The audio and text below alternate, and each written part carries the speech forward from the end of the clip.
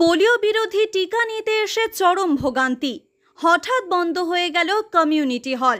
বৃহস্পতিবার চরম বিশৃঙ্খলার সাক্ষী থাকল রানীগঞ্জের আঞ্জুমান ইমদাদ বাহমির কমিউনিটি হল সংলগ্ন দাই হালিমা স্বাস্থ্য কেন্দ্রে 5 বছরের কম বয়সী শিশুদের পোলিও টিকা দেওয়া হচ্ছিল এদিন। হঠাৎ সেই কমিউনিটি হলটি তালা লাগিয়ে দেওয়া হয় বলে অভিযোগ, যার ফলে শিশুদের নিয়ে টিকা দিতে আসা মায়েরা চরম সমস্যায় পড়েন ডাক্তার ও স্বাস্থ্যকর্মীরাও। তীব্র গরম ছিল এদিন। বোরো চেয়ারম্যান মুজাম্মিল শাহজাদা ঘটনার নিন্দা করে বলেন, এটি তৈরি করতে 14 লাখ টাকা খরচ হয়েছে। পোলিও টিকাকরণের দিনে এভাবে কমিউনিটি হল বন্ধ রাখা ঠিক হয়নি। এই বিষয়ে তদন্ত হবে। ইমদাদ বাহমির আধিকারিকরা যদি মনে করেন তারা তাদের মর্জি মাফিক কাজ করবেন, তাহলে ভুল করছেন। কমিউনিটি হলটি গরিব মানুষের কল্যাণের জন্য তৈরি হয়েছে।